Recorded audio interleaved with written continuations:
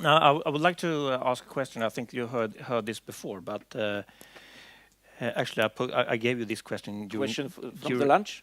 From the lunch, yes. And I have more than one question, but no one actually anticipated that Ukraine would end up in this situation. And since Poland and Sweden also has pushed for Ukraine to sign this agreement with the EU.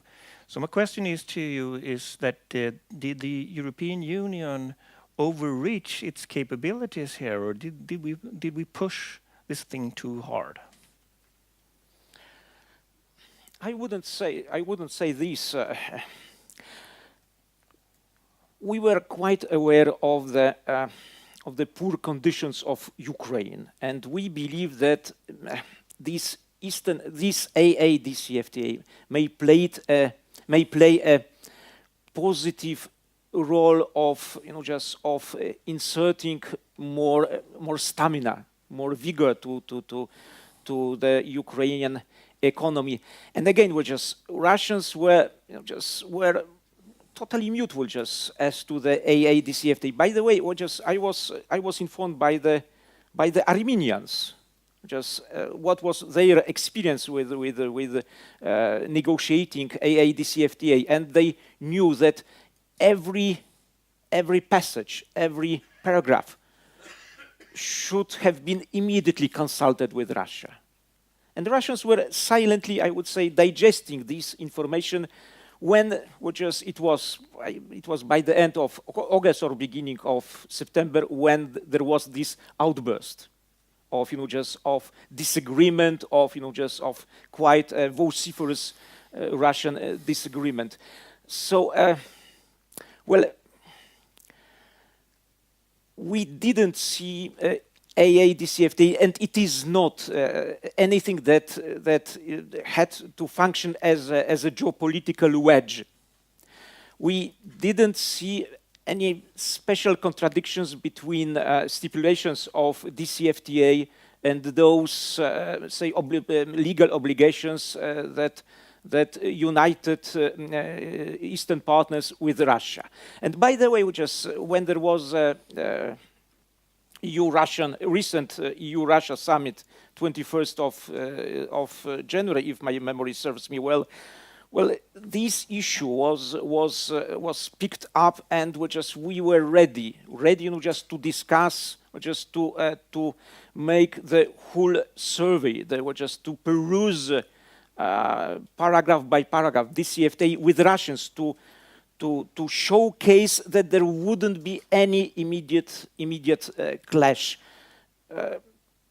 Again, WTO, we see it as an important basis for our collaboration with Russia on the one hand and Eastern partners. So for Russia, AA was considered as an element defying their very geopolitical outlook toward its environment. And I was surprised how much, after the annexation of Crimea, the politicians of Russia commenced speaking in the terms of Ruski Mir, I don't know even how to translate, because it's not a Russian word, it's rather Ruthenian word. I mean, in the sense of embracing all the branches of Eastern Slavonic nations. But if you say civilization, it implies the notion of sovereignty. And the Putin, I believe he's very passionate, very obsessed with this sense of sovereignty. So any encroachment upon his, as he understands his diocese, is considered as as an element of defiance. Yes, but at the same time, isn't it so that key industries for Russian military equipment are placed inside Ukraine? So if the Moscow tends to believe that Ukraine as a whole is slipping towards west. We might actually lose control over key in military industries. Did you ever think of this problem? Well, it should be taken into account, which is I believe that Russians their approach in this respect is multifaceted, and it obviously refers to this dimension. Okay, thank you very much, Jaroslaw. And now I will hear something from Argita Daudze and the situation in Kiev and in Ukraine. Please go ahead. No, thank you. And first of all, I would like to thank you for invitation. And it's very nice always to return to Stockholm. So nice to see people I have met before in Moscow, in Kiev, in Riga, in Stockholm. And I would like to bring greetings from Ivan Mazepa. Why Latvian embassy is located on Ivana Mazepa Street in Kiev, and certainly for Swedes this name and also Poltava means something. And sometimes I come to the strange thoughts that it's not just coincidence that we are on Ivana Mazepa Street located.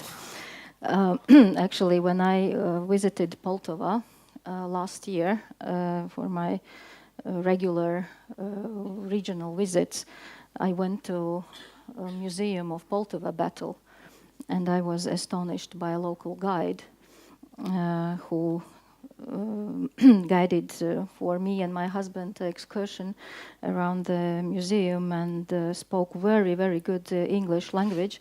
And when he pronounced Swedish names, and his pronunciation sounded me rather familiar. I'm a Swedish speaker as well, and the Swedish accent. So the person spoke Swedish even, and local Poltavian guy. And when I asked why, he said, "So we have many guests from Russia, and they expect me to speak Russian.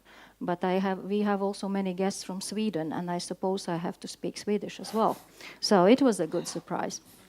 But coming back to Ukraine as such, and the topic Eastern Partnership and Ukraine, I think Ukraine really matters both for Eastern Partnership. It means for European Union. It matters for region, Nordic-Baltic region, and it matters for everyone in Latvia. We do understand probably that what's happening in Ukraine and what happened and now happening in Crimea probably better than anyone else. I was in Crimea from the 3rd to 7th of March, together with Lithuanian ambassador to Ukraine, Petras Vaitiekūnas. He spent there 1 month. I came back on the 5th day. And when observing the beginning of occupation of Crimea, somehow it reminded me that what I read in history books and heard from many people who experienced occupation of Latvia in 1940, I can imagine that people then felt a bit similar, because it was also in organized way. There was no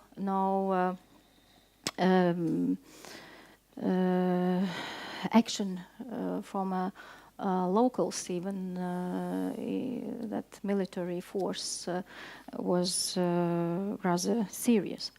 So why Ukraine lost de facto Crimea? Was it because of their inability to defend, or was it because of solidarity with Europe? I do think it is a combination of reasons.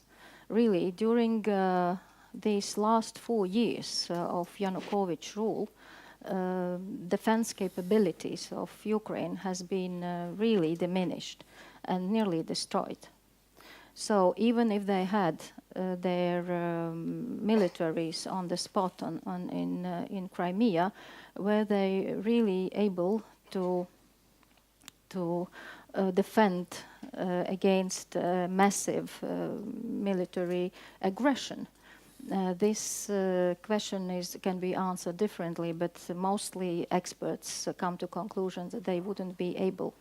And why solidarity with Europe and with a democratic world, actually, to avoid, to my mind, and also many experts consider this way, to avoid this scenario of Georgia. So kind of provocation, and it was also Ukraine and all of us, we faced a new warfare. It's a information war, the massive propaganda, which influences people in a way that they lose their sometimes even conscious.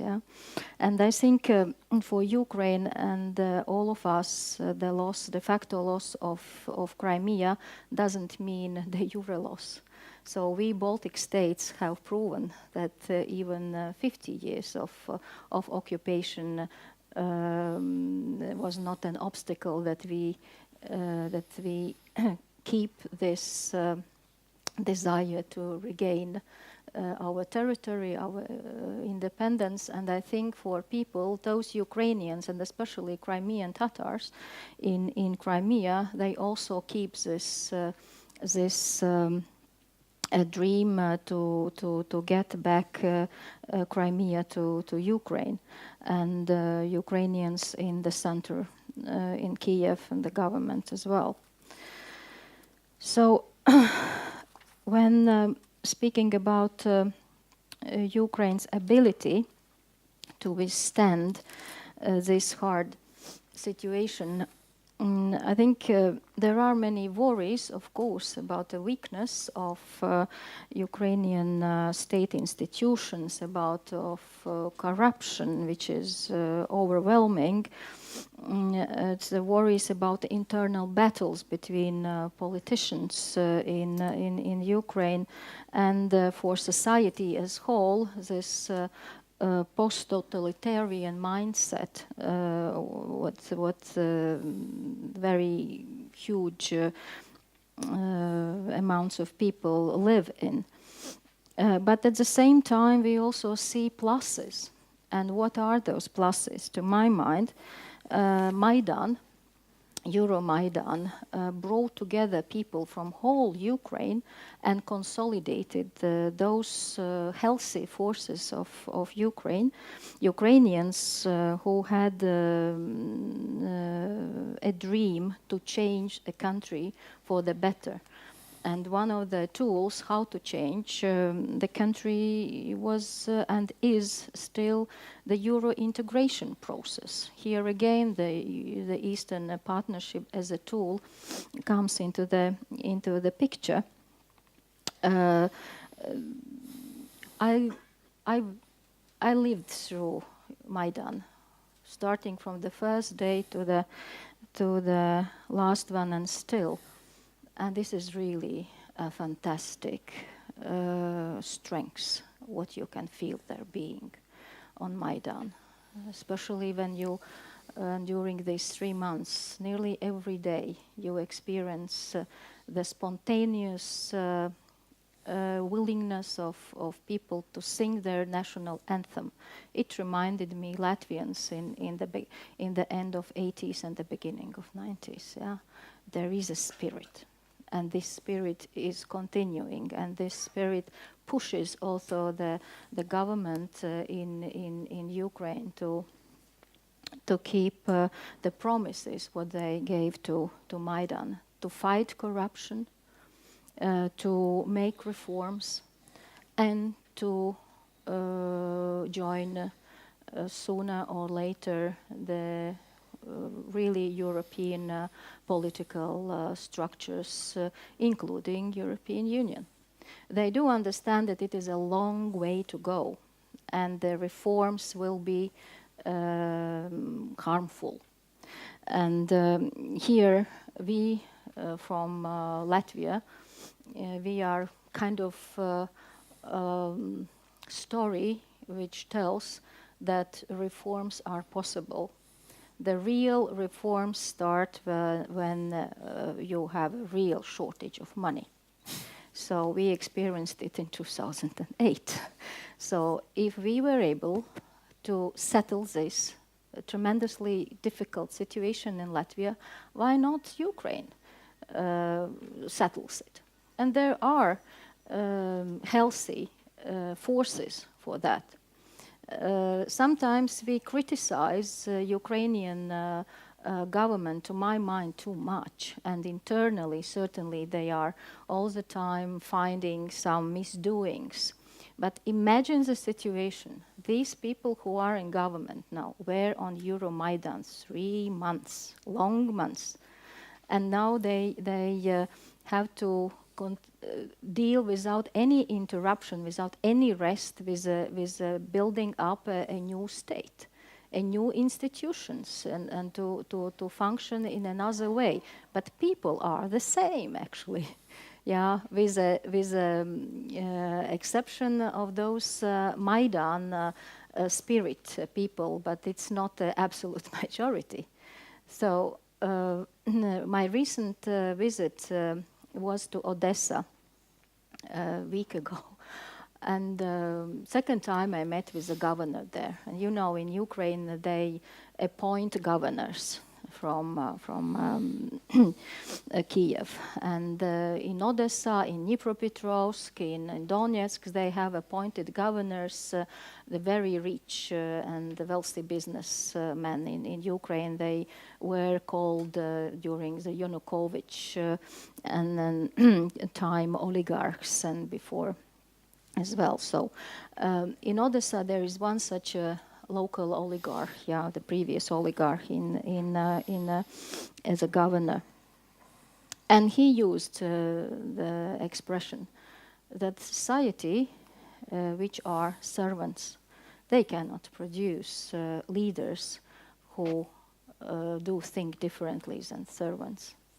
And it was rather interesting to hear. And then he referred, the man around 45 years, and he referred to his son, that he is 12 years old and he is a new generation. He is the one who will change this situation in Ukraine, and he demands it already now.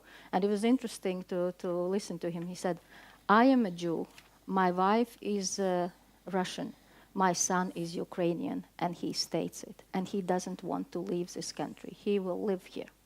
And this is the young generation which really Ukraine belongs to, and we have to help them as much as we can, to my mind. We have to give them more opportunities to travel, to liberalize visa regime.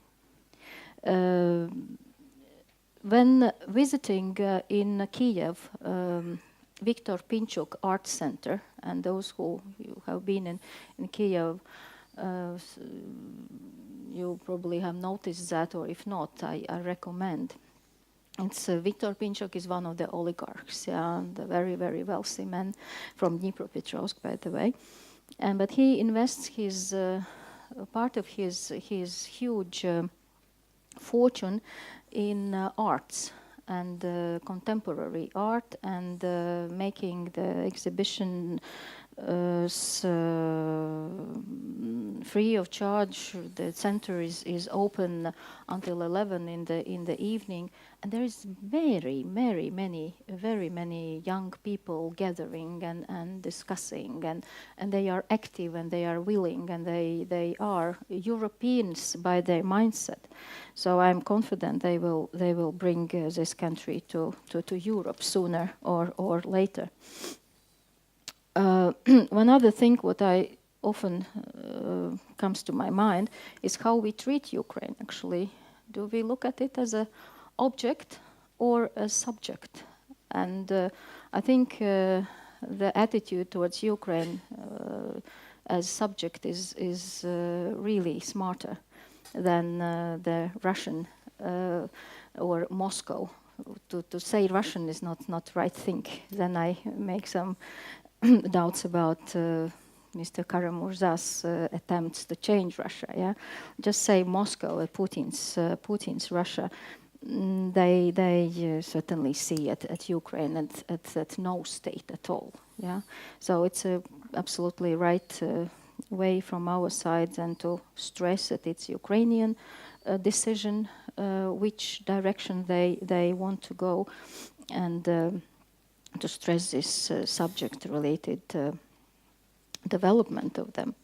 Of course, energy security is very instrumental, and some good news from today.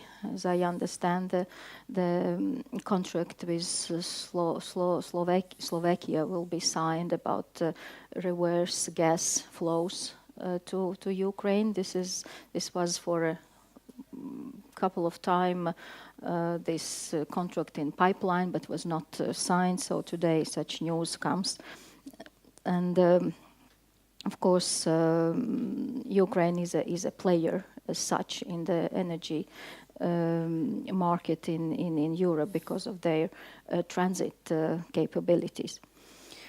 There are many other things to say, but probably better to leave time for questions, and just wanted to give you around some newspapers what I took with me, and magazines from Ukraine, that you can see what are in their first lines, and probably some interest. So can I forward to some? Yeah, thank you. Just look at them. Okay, thank you, Argita. Thank you.